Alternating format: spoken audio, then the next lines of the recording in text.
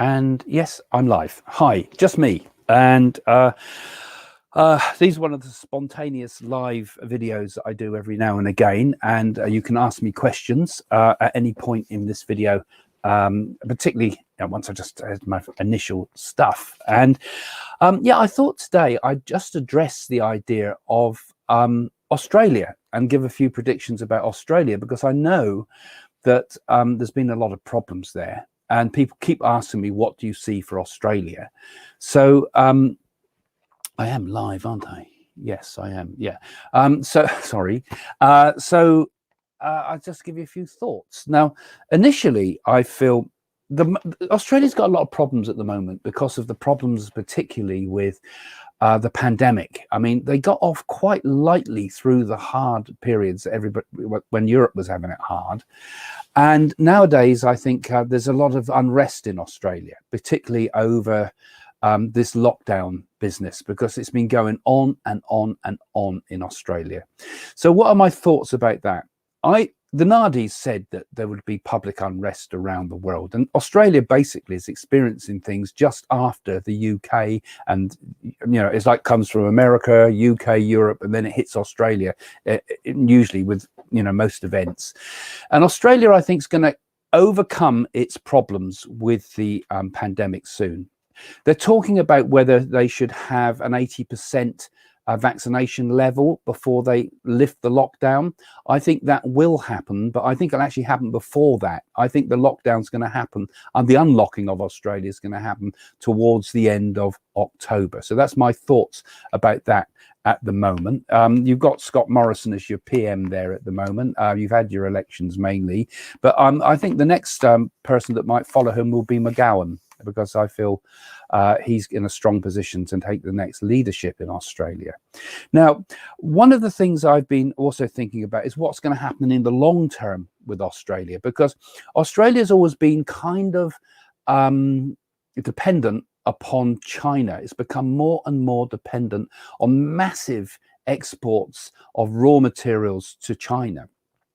And I'm seeing in the future, and I've mentioned this before, that there's going to be real serious, and I think we're going to get this in this year or next year, within the next 1 to 2 years, probably in the next year. I think we're going to get some really serious problems around Taiwan, and Australia is going to get sucked into this. It's going to have to get sucked into it, because it's going to be very important to Australia's position in the world. It's trading with China. It's going to be very compromised.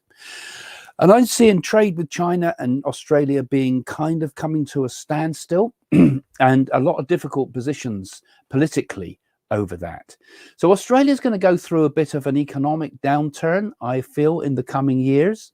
However, I want to also just put one other thing out there about the long-term position with Australia, because I've often mentioned that this idea that I feel we're going to come across something which has an ability to make more energy out of something than we put in. This is basically ideas like cold fission and ideas like that you can put so much energy in and get more energy out. Well, the good news is that it's recently been kind of proven on a subatomic level that it's possible to do this. They've had some breakthroughs in this quite recently. So those predictions I was making earlier in the year are starting to come true. Now, this, I think, will have a vast and huge kind of influence upon the world, because what we can do with this is we can desalinate water. This will be the most important thing, of being able to find a really easily non-polluting, sustainable form of energy. And I think for Australia, Australia is going to go through some very difficult years ahead in the next few years. But once this starts to kick in, and my feelings is it might be within the next 5 years, that we start to get some form of energy that we can start to really not depend on fossil fuels. And we will start to see the desalination of water and and I feel that the greening of Australia. And you imagine a country like that, with already quite a fairly advanced economy, it's one of the advanced economies of the world, suddenly having a big green interior from which we can grow all types of crops. I think it's a very hopeful thing. And this is something that I think will turn Australia's destiny around. So those are my first thoughts, guys. I just thought we'd start off with a few thoughts about Australia, because I know that a lot of you have asked me that, and that's just some of the feelings I get with what's going to be happening over there. But now more of you have joined me online now. I've not even looked at your questions yet, but I'll take some of your questions, not just on this topic, but any others that you want to put in and say hello. So I'm just gonna go to your feed now, because I haven't got Domenico in the background helping me with this, so it's just me, and see what some of you have been saying. Okay, so I'm just give me a moment. I was going to see what you say. I'll put some of your good mornings up and things while I'm looking. I know, so we have some here from Oz already. Hi there, yeah, and from Sydney as well, straight away on some of the people from Australia. So anything, any thoughts you want to put up with questions and things like that, do feel free to do that. And of course, you're from all over the world. Good evenings and good mornings coming in. Oh, quite a few from Australia straight away have come in. It is pretty hard in Australia for you guys at the moment, isn't it? Because you've got a pretty tough lockdown, and the vaccines are rolling out very slow over there. And I know it's very, very difficult. And of course, it hit, like you say, it hit Australia first, didn't it? It hit Australia first, and you handled it very, very well, actually. But the problem is, I think it was a lorry driver, didn't it? What drove all over Australia and started spreading COVID all over the place. And next thing you know, you've got all sorts of problems there.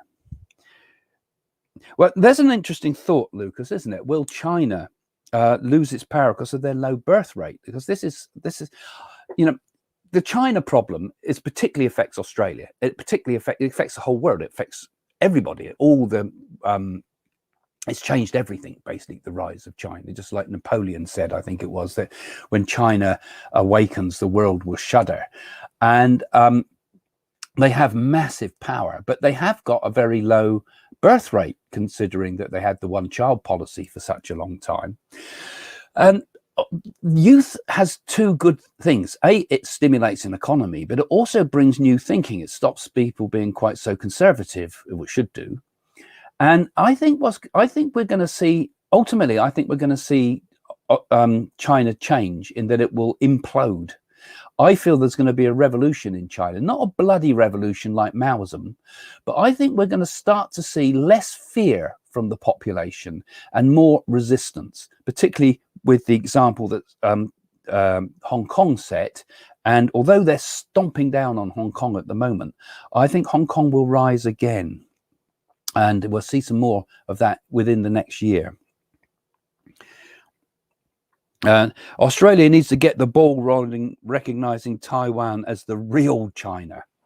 You see, in Taiwan, they have a completely different political system. I mean, as I've said before, Jane had here one of the family of Sun Yat-sen, the descendants, and he was the great democratic thinker for China, and Taiwan has based a lot of its political thinking on that, and really is a model of how China could be a great asset, not only to itself but the world. But remember, at the moment, it's not China, not the Chinese people, is it? It's this Communist Party.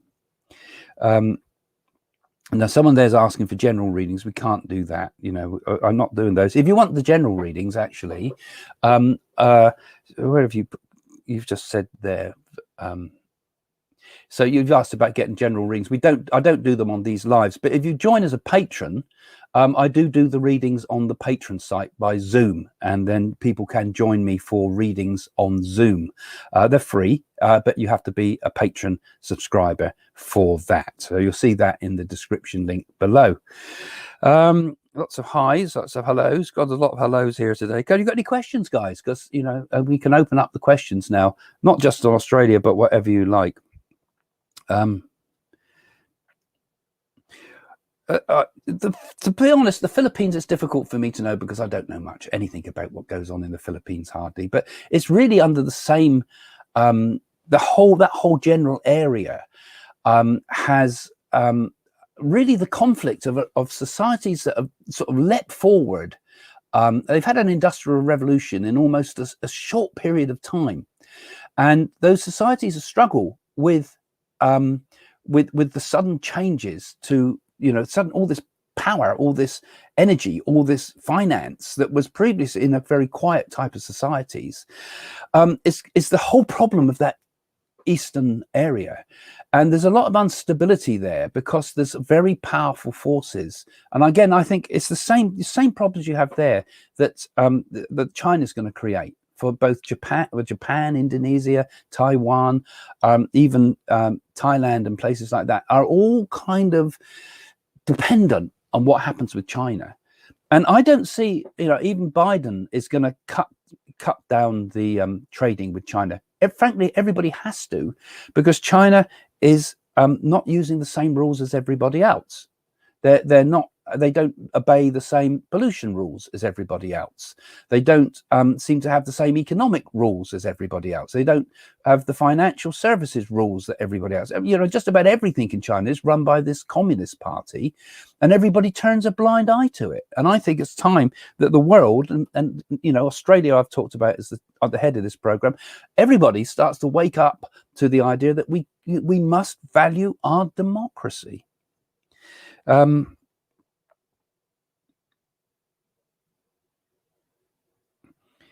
Yeah, and that's an interesting one, because I know there's kind of a lot of resistance about the. It's very split in Australia between the idea of vaccinating and not vaccinating, same as the rest of the world has had. And I know there's been a lot of resistance to the Oxford vaccine there in Australia too. I think kids will go back without having to be vaccinated. This the same thing we're getting here basically in the UK. They're sending the kids back because they know it doesn't affect them. The COVID doesn't affect them quite as much. So I think your schools will reopen. I think the harsh lockdown can't work, because it only takes a small leak. You've got a population of 25 million people or something like that, I think, in Australia, if I'm right. We've got about 64 million here in the UK. I might be wrong with those figures. Correct me if I'm wrong. But it's like trying to contain water, isn't it? Water flows round and finds a way round. And you only need a small outbreak of a few people and the whole thing collapses. So lockdown can work up to a point, but you have to have another thing there. And I think that really Australia is going to be, it can't hide away from it. It has to open up a bit more, and at the same time really go for the vaccination program. Like you say, it's Tokyo itself's got a higher population than Australia, and my home city of Southampton's got a higher population than Iceland. We forget these things. So that's nice. You just read my book on the afterlife, what to do when you're dead. Just changing topics, Shane. I did an article. I spoke about all these sort of ideas on Coast to Coast, the American program, Coast to Coast, Sunday morning. That's why I'm a bit bleary-eyed today, because I had to get up early. And yeah, so like I say, I'll be doing some mediumistic type readings on the Patreon site this week. I'm doing these what I call full moon readings. And every full moon, I'm going to do demonstrations of mediumship on the Patreon pages. So I've set the first one up today, and those that are patrons who watch this as well are welcome to join me for that.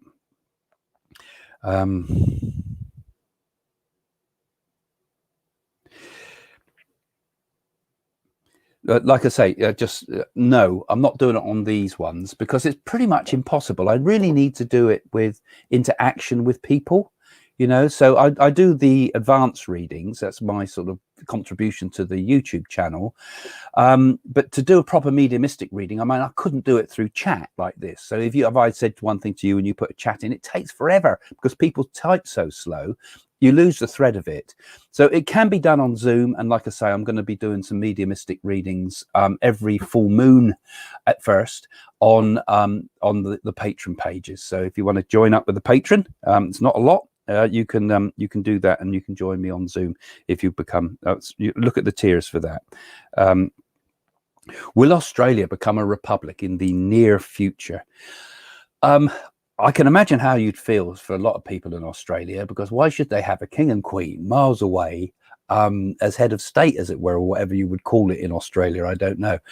I don't think, though, it will happen soon. I think that there's still quite a lot of strong connection between Australia and the shared history of Australia and Britain. And I think the royal family will remain in favour with Australia, particularly when William and Kate take the throne. We'll have Charles on the throne. That will be one of the most difficult things, I think, for Australians to accept, because I don't think he's particularly well liked there. But William and Kate might just save the day, because I feel that they'll be liked. And in a way, they're kind of a symbol in some ways for many Australians of their history and their shared history. And I think in the future, I think there's going to be a much stronger coming together of what Churchill called the English speaking peoples. And I think we'll see much more coming together, trading and mutual help and democratic support from one another for the English speaking peoples of the world. And for that, I might include places like India, for example, has a common language of English for its written language, and some of the African countries and islands and things like that. So that's something I feel will happen in the future. I don't know what you guys think. And Shane here saying, that's an interesting question, Shane, isn't it? Will COVID cease to exist by the year 2023? I don't think so. I think we're going to have it here for forever. It's not going to go away. We're not going to eradicate it in the same way we were able to eradicate smallpox and those terrible diseases. Look how many years it took to eradicate those things. And this disease is with all sorts of people now. In Australia, it's got into the Aborigine system, peoples, and some of those are very poor, close-knit communities. It'd be hard to eradicate it from there. It's going to be hard. It's even permeated into peoples in the Amazon rainforest, for example, who have had very little contact with the outside world.